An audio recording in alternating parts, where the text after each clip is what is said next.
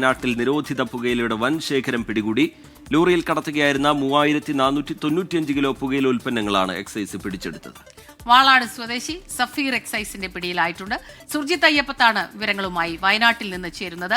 സുർജിത്ത്, ഈ ലോറി നിറയെ ഈ നിരോധിത പുകയില ഉൽപ്പന്നങ്ങളായിരുന്നു എന്നാണ് മനസ്സിലാക്കുന്നത്. തീർച്ചയായും സ്മിത, റിജിത്ത്, ഇന്നലെ രാത്രിയിലാണ് ഈ ഒരു സംഭവം ഉണ്ടായിരിക്കുന്നത്. രഹസ്യവിവരത്തിന്റെ അടിസ്ഥാനത്തിലാണ് എക്സൈസ് ഉദ്യോഗസ്ഥർ ലോറി പരിശോധിച്ചത്.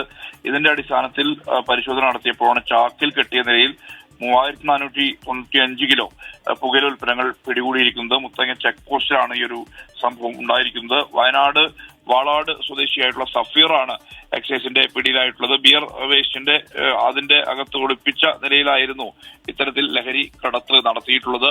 നേരത്തെയും സമാനമായ രീതിയിൽ ലഹരി കടത്ത് ഉൾപ്പെടെയുള്ള കാര്യത്തിൽ ഇടപെട്ടിരുന്ന ആളാണ്. അത്തരത്തിൽ ഉള്ള ഒരു ക്രിമിനൽ ബാക്ക്ഗ്രൗണ്ട് ഉള്ള ആളാണ് ഈ പിടിയിലായ സഫീർ എന്നുള്ളതാണ് എക്സൈസ് ഉദ്യോഗസ്ഥർ തന്നെ പറയുന്നത്. എന്തായാലും ഇയാളുടെ അറസ്റ്റ് രേഖപ്പെടുത്താനുള്ള നീക്കമാണ് നടക്കുന്നത്. മാത്രമല്ല, ഈ കടത്തിയ പുകയില ഉൽപ്പന്നങ്ങൾ എവിടെ നിന്നാണ് കടത്തിയത് ഉൾപ്പെടെയുള്ള കാര്യങ്ങളിൽ അന്വേഷണവും നടക്കുന്നുണ്ട്.